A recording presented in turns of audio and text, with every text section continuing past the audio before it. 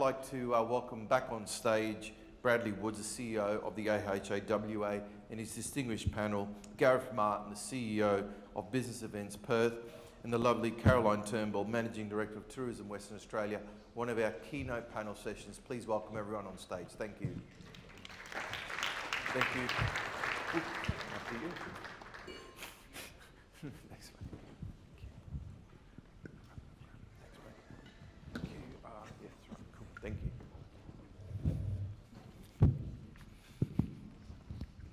Hello again, everyone. First thing I'd love to do is to get everyone to stand up. Can I get everyone to stand up, please? Shake your legs, shake your arms. Just do a little bit of movement, because I know we are in between now and lunch, and I just want a little bit of energy in the room before we get there. So thank you very much for doing that. Just one quick circle in the space. One quick twirl. Everyone, Paul, everyone. Wonderful, thank you. Have a seat, ladies and gentlemen. Thank you for obliging that. Well, we've got a really great session, and we're going to try and reduce it from 25 to 20 minutes so that we don't miss out on lunch, Adrian. Is it okay? All right. We'll try and keep it short anyway. But to introduce the panel, what I'm going to do is to ask them to introduce themselves, and that way we're going to get the most concise information. So starting with you, Carolyn, but when I ask you to introduce yourself, can you just give us a 20-second summary of how you got to become Managing Director of TWA as part of that intro? Okay, thank you, Bradley, and good afternoon, everyone. My name is Carolyn Turnbull. I'm the Managing Director of Tourism Western Australia. In 20 seconds, I have spent the last 25 years in this amazing hotel and hospitality industry. I've spent most of my career abroad, based in Singapore, developing and operating global luxury resorts all over the world, and I had the opportunity of moving to Western Australia 7 years ago, where I transitioned into the aviation sector, leading the aviation strategy for Perth Airport, and then I moved across to Tourism Western Australia 4 years ago, and 3 years ago I was successful in the Managing Director role. Thank you, Bradley. Thanks, Carolyn. Well Excellent, done. isn't she great? Gareth, same for you. Same for me. Heavily involved in sales and marketing roles for many, many years. Have been with what was then Perth Convention Bureau, but now Business Events Perth for 15 years, coming up to 5 years as CEO. Not formally attached to the travel industry, other than loving travel and tourism as we all do. I was born in Zimbabwe, actually, and come to this beautiful, wonderful country, which has a wonderful opportunity for all visitors to come to Australia, so really are proud to promote this fantastic country that we all live in. So that's me in a nutshell. And for myself, Bradley Woods, CEO of the Australian Hotels Association, WA. I started in this industry about 30 plus years ago when I was, my first real job was working for the Federal Shadow Minister for Tourism and Aviation. David Joel was his name, was a federal member of Parliament in Queensland. I then went on to work for a couple of other federal MPs, and then in 1993 started with the AHA National Office in Canberra as Government Relations Manager, went on to Tassie as the CEO down there at the ripe age of 24, and I had 4 years as the CEO, and came over here at the age of 28, and I've been the CEO of the AHAWA ever since. And over that time, I've enjoyed being on multiple boards and organisations. Currently chair Business Events Perth, the Australia Day Council WA, and Hospitality Group Training. And I previously also had 6 years on the board of Tourism Australia, which was an amazing experience, particularly over COVID, when we met all those challenges about shutting down our international marketing campaigns, 15 offices overseas that we had to manage, and then integrating into domestic marketing campaigns and supporting the industry. So I think between the three of us, we've got a really differing range of skills and backgrounds, but very complementary for the roles that we have today. Carolyn, you mentioned when you were overseas, you worked with hotels. Was there a particular group you worked with? Originally in 2002, I moved from Sydney to Singapore to work with Hyatt International, where I opened the first outbound sales and marketing office. After that 2-year period, I was successful to transition into a leadership role with a group called Aman Resorts, which was headquartered in Singapore. Originally they were headquartered in Hong Kong, and they moved across to Singapore in the late 90s. And it was really a dream job for me, entering into the hospitality sector, back in the late 90s, it was always my dream to work for Arman Resorts, and I guess the question is, why is that? I think when you choose an industry, for me it's about aligning yourself with the very best. In terms of what does the very best mean, for me it was about curating amazing experiences, and I think Arman Resorts does that very, very well because they're very small properties, 30 to 40 keys in most cases, really unique, off the beaten track destinations in the most far-flung destinations across the globe. So I was always really fascinated by how you could bring hospitality to life in a unique manner, and getting that opportunity in 2004 was really amazing. And I think based on that opportunity to be able to work across so many different facets of the business with one of the industry's most prominent pioneers being Adrian Zecker really taught me everything.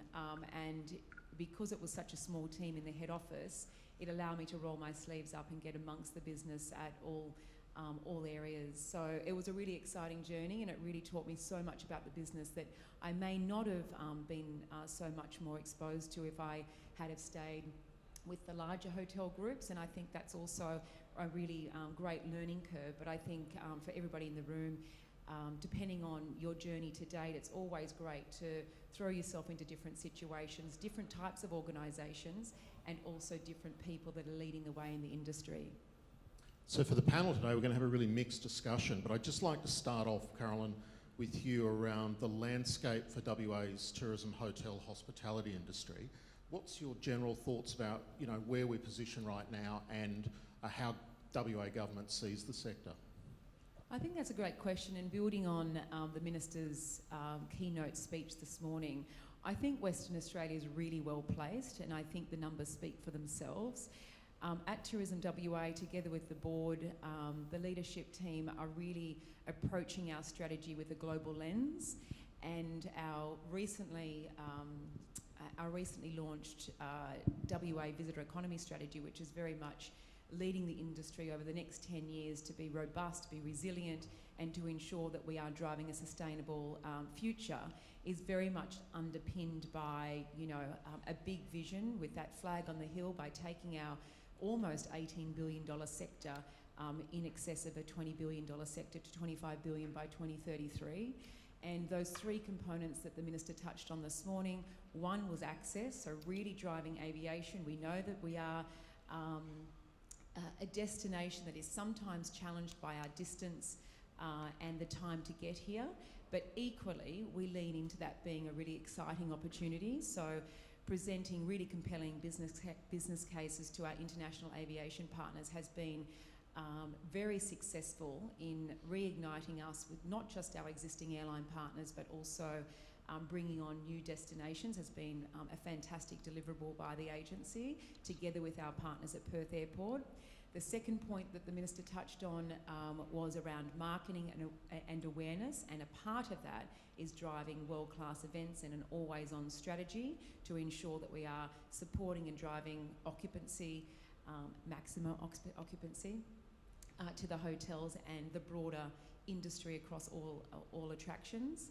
And then the third area is very much around that infrastructure piece, which I'm sure we'll touch on during our conversation.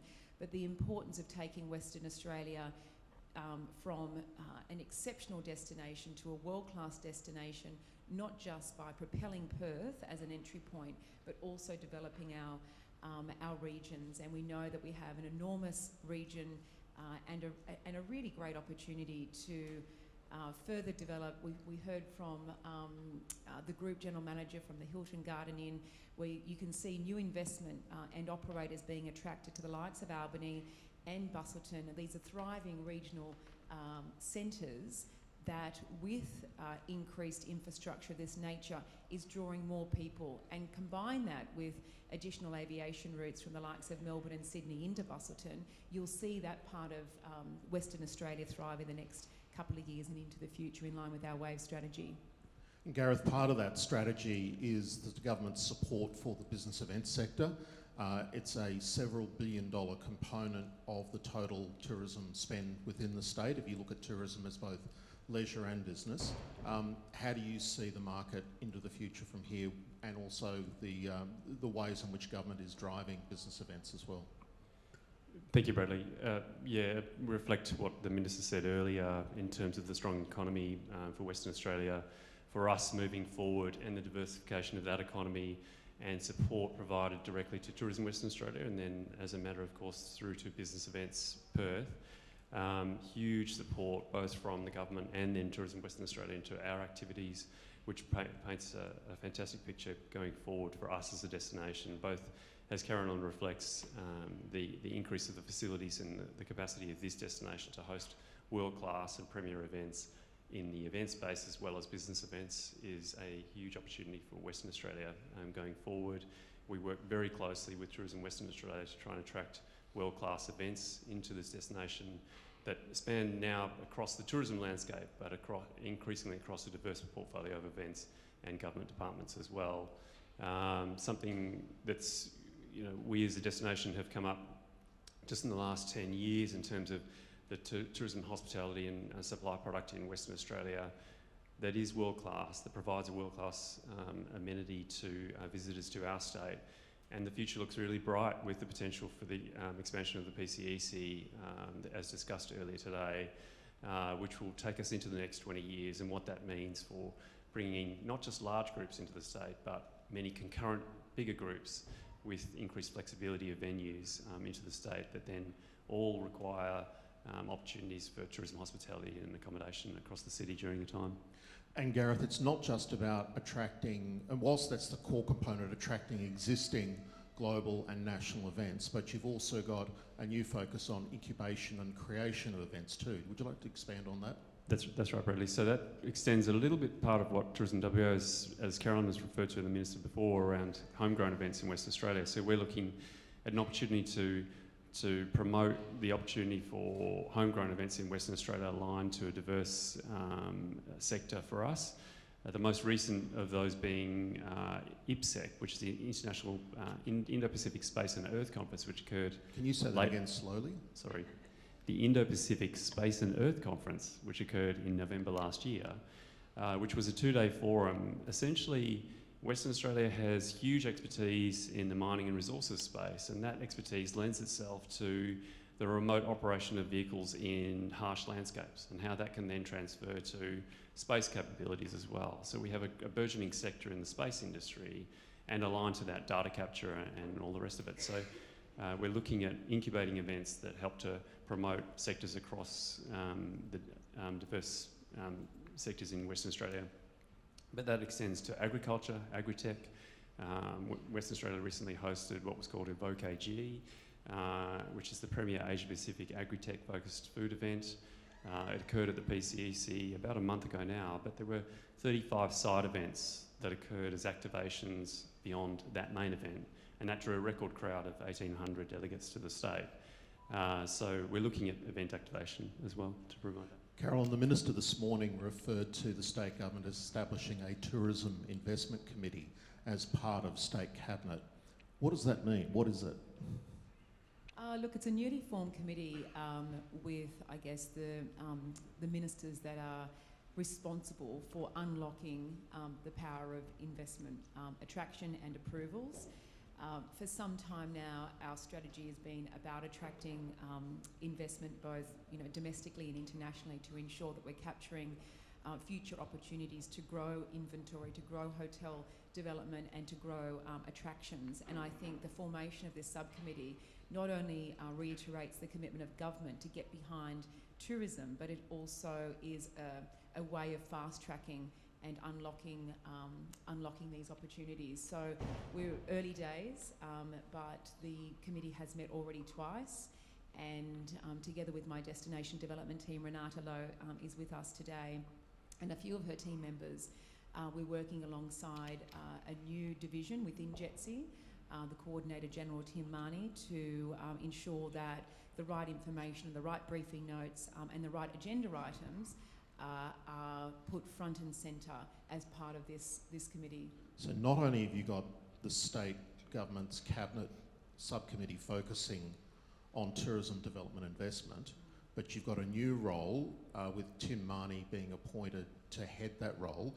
And for those who don't know, Tim was formerly the head of Treasury in WA for around 10 years, back in the 2000s, 2010s, in that space, who's now got a dedicated role to focus on the opportunities for new investment, new development, and tourism's a key plank of that, isn't it?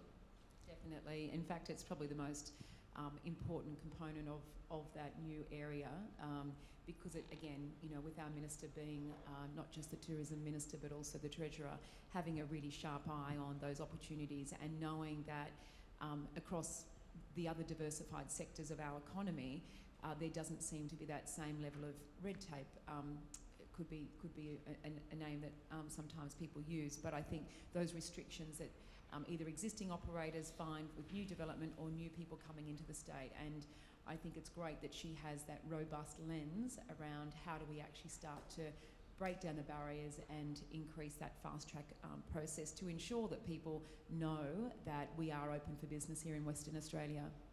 And then beyond that, it's not just about new investment, but supporting existing product investment and opportunity in the state.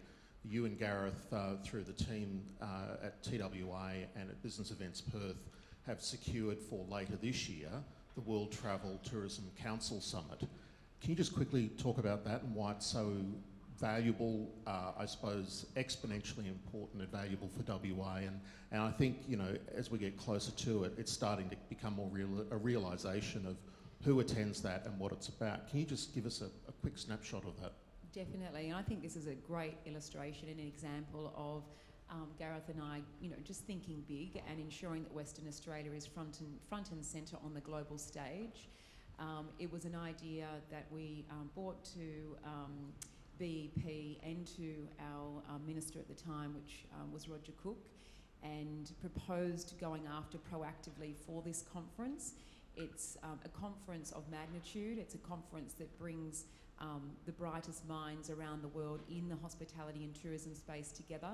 It's never been to Australia, and it's always been centred around the US, Europe, and certain parts of Asia. And we were really excited to collaborate with Gareth, with Tourism Australia, and obviously Crown here, with Andrew and the team at Crown, to ensure that we provided a really compelling proposition to the World Travel and Tourism Council, which is based in London, well in advance of their decision making. And it was a unique proposition because not only have they not been to Australia before, they were quite you know, really pleased to see a destination of our size and the emerging nature of Western Australia to come to them, as opposed to them fielding opportunities from around the world. So I think from the get-go, they could see our passion, they could see our unique selling points. And long story short, we were successful, and we're really excited to be collaborating with industry to welcome this event in October. But what the event will do, to answer your original question, Bradley, is very much put Western Australia in front and centre of the biggest decision makers in the world, not just like who, Carolyn? So not just from a hotel operator perspective, also hotel investors, and also the aviation world as well. It also attracts tourism ministers from around the world to be having dialogue with our ministers and national representatives from a government perspective. Also, most of the international airline CEOs come to this event, and key CEOs from hotel groups around the world, plus respective hospitality and hotel investment decision makers. So, you know, it will attract over 1,000 people. The event will be held here at Crown, and it's an opportunity for pre and post touring, for all of your operators to showcase the best of your experiences as well. And Gareth, beyond that, there's another event in 2025 that Perth and TWA have also secured in the aviation sector. Do you want to just quickly... what Brad is referring to there is Routes Asia. Again, over 1,000 international delegates coming to Western Australia, looking at airline routes and the capacity for Western Australia to promote the opportunity for increased direct services into the state. So, as Carolyn notes, the original work for WTTC actually started in 2021 to try and promote and this wonderful state as an opportunity for this high-profile delegate that brings the opportunity for investment into Western Australia. So it's a long-held strategic ambition. Roots Asia similarly is a long-held ambition for us for Western Australia. We've been successful in working together to secure the Virtuoso event, which is coming next year. G'day is coming at the end of WTDC later this year. And we have some exciting news which we can't share yet, but there's another fantastic tourism event that will be coming in a couple of years' time. But certainly a strategic endeavour to try and bring not just visitors into the state, but visitors who make business decisions for Western Australia. And I just sort of wrapping this section up, I think it's part of what the AHA does, is lobbying and engaging in advocacy with state government about seeing the investment in tourism and business events at the highest level possible, but also the strategic placement of where those funds are placed within the organisation, and to support the strategic agendas that Gareth and Carolyn and their teams set for their respective organisations. So whilst the AHA is not part of the process, but we sit in a roundabout space of, I suppose, influence and advocacy, working with our team and our board members to try and deliver those results for the industry. One of the areas that I think is important to touch on is the question of, as leaders, personal vision and values and how they influence the success of our organisations and the teams that we lead.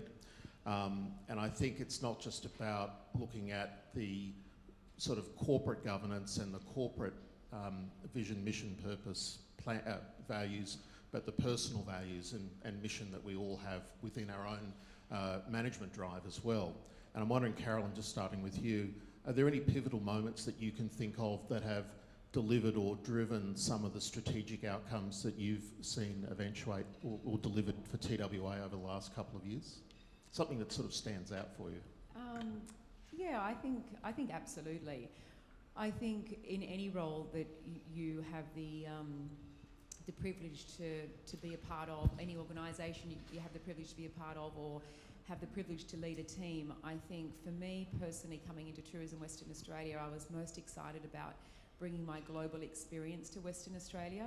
And I think it was a pivotal moment where I felt so lucky to bring my experience to the table, also be brave enough to diversify into aviation, and therefore have a suite of experience that I could draw on, like a toolbox, so to speak, to really inform the strategy moving forward. And yeah, I mean, I think we all wake up to do a great job every single day, but from a leadership perspective, for me, it's about leading with heart and leading really genuinely. So really understanding your people, whether you're walking into a hotel every day or into an office environment, it's about understanding and connecting with your people.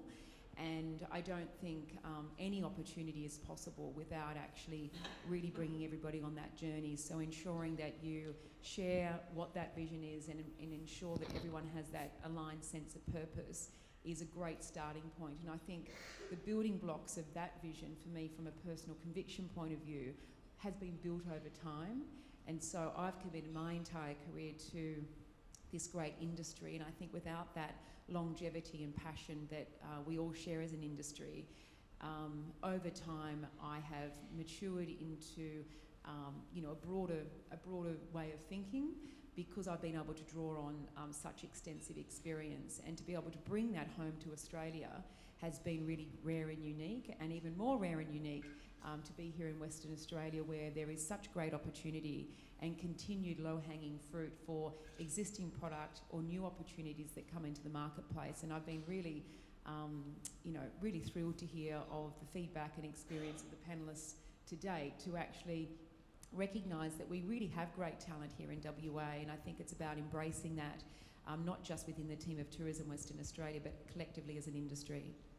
Gareth, the question, or I suppose that key issue of values and personal vision and purpose, and understanding that helps underpin the way in which we develop partnerships and relationships as well.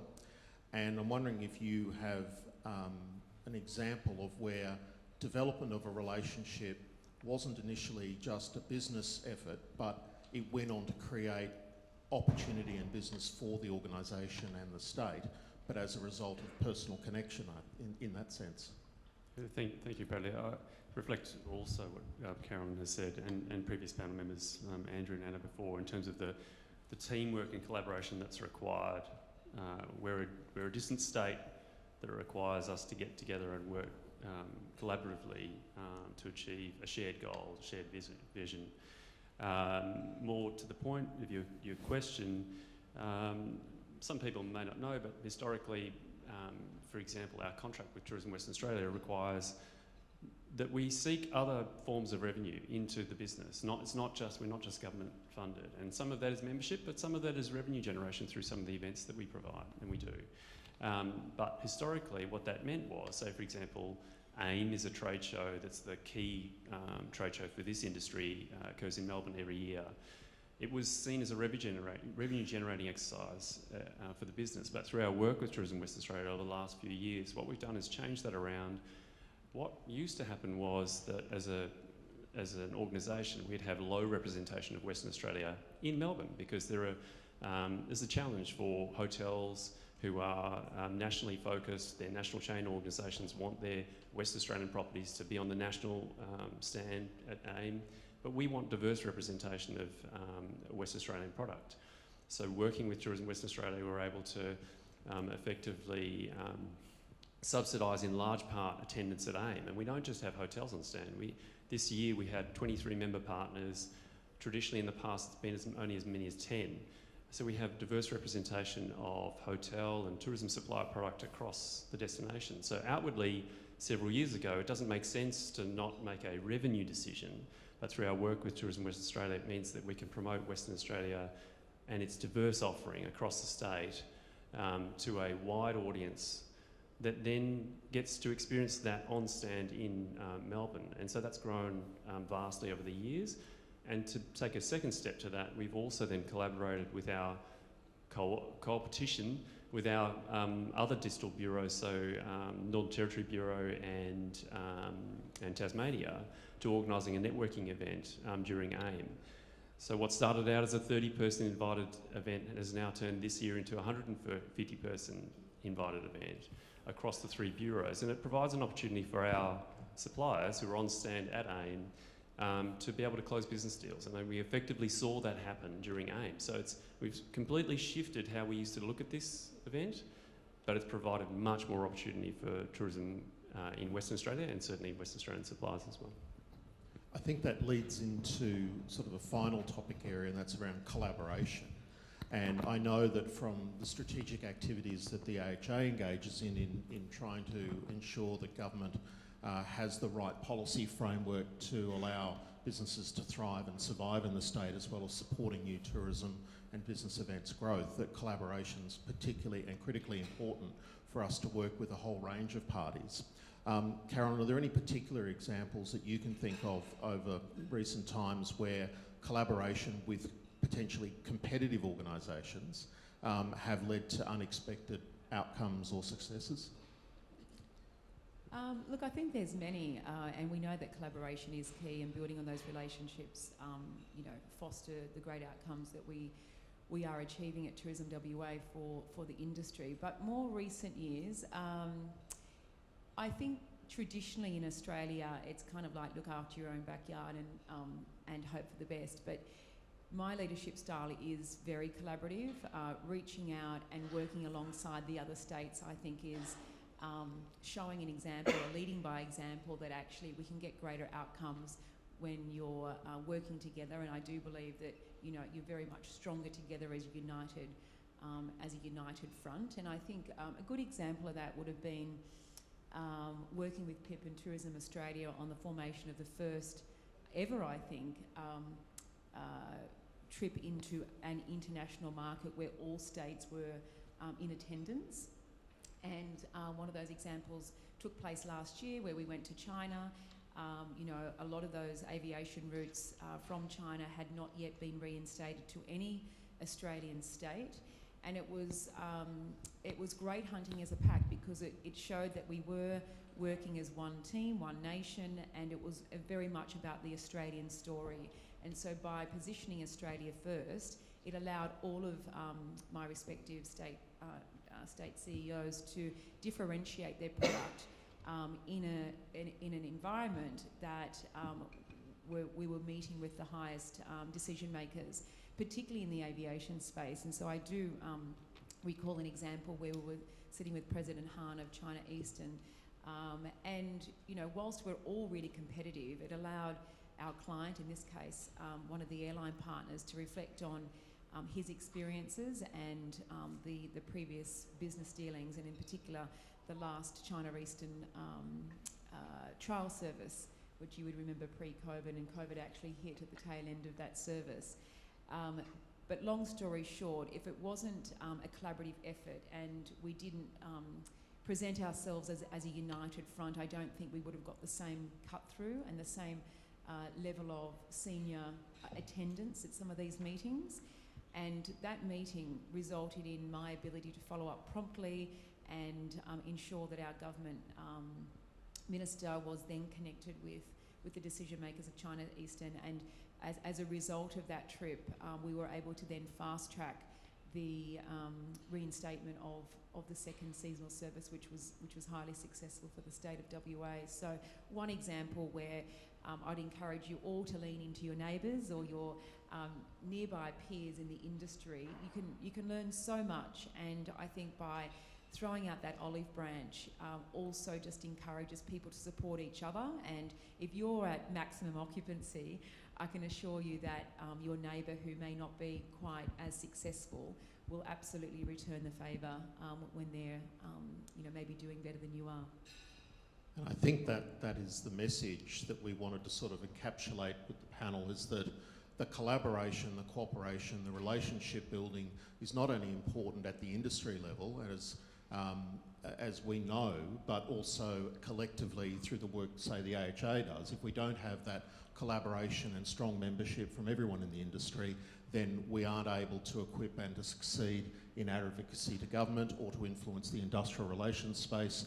But importantly, the ability for competitors to collaborate and work together, particularly on market dynamics, the way in which we can attract visitors to a region. So the importance of RTOs, state organisations, Business Events Perth, or industry associations, whether it's the AHA or the Tourism Council or whatever it might be, it's around the collective work that organisations and industry can bring together.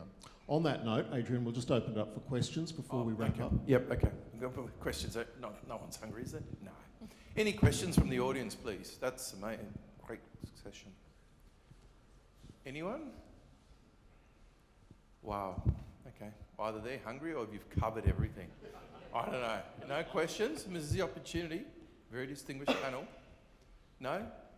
Bradley, Caroline, thank you very much for Gareth, thank you very much. It was an amazing session. Thank you very much. Please put your hands together for the distinguished panel.